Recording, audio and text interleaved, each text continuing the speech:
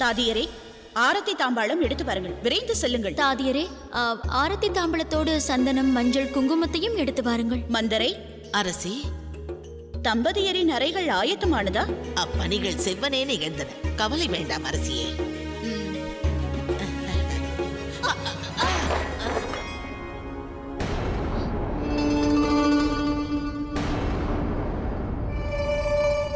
சுக்னி, காலில் விழுந்து ஏதேனும் காயம் ஏற்பட்டதா?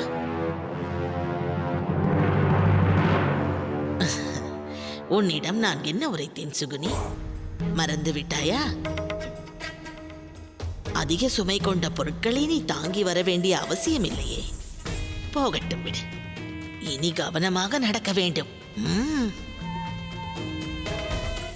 பண்ணுகிறேன் மகாராணி.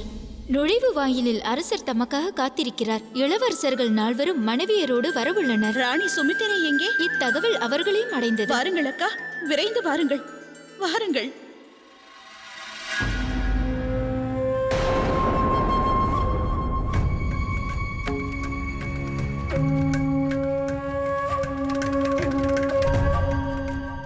நான் உன்னிடம் சிறு பணியை ஒப்படைத்தேன். அதையும் நீ சரிவர ஆற்றவில்லை. பொருட்களை எல்லாம் இறைத்து விட்டாய். இன்னும் ஏன் என் எதிரில் நின்று கொண்டிருக்கிறாய்? செல் இங்கிருந்து.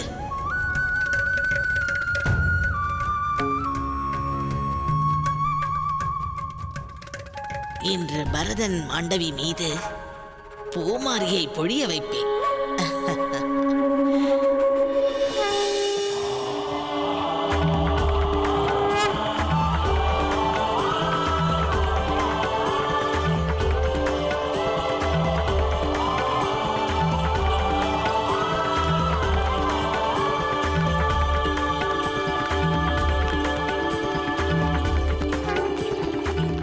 ரதத்தை நிறுத்துங்கள்.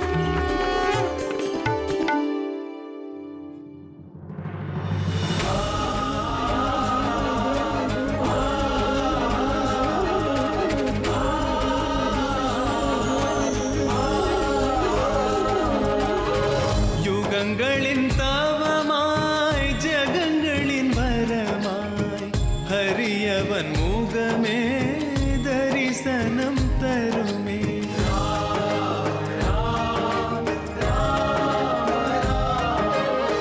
புனிதனின் ஸ்பரிசமே சாப விமோச்சனம்.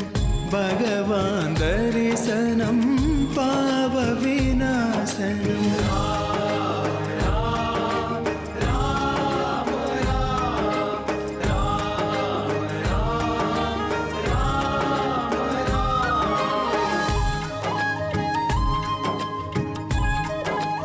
அயோத்தியில் வாழ்கின்ற இப்பிரஜைகள் வரவேற்கும் விதம் காணும் வேளையில் மனதில் ஒரு எண்ணம் எழுகிறது. என்னவரை பற்றி இதுவரை நான் அறிந்ததை விட எண்ணற்ற தகவல்கள் இன்னும் உள்ளன.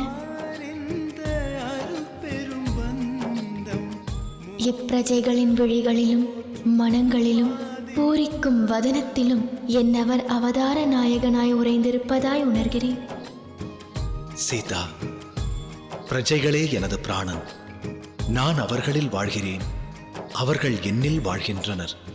இவர்களை பேணி காப்பதே என் முதல் தர்மம். இவர்கள் ஆனந்தம் கொண்டால் நானும் ஆனந்தம் கொள்வேன்.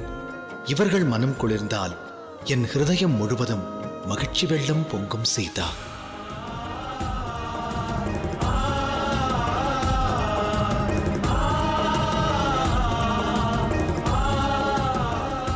ராஜபவனத்தில் வசிக்கின்ற ராமன் ராமன் அல்ல.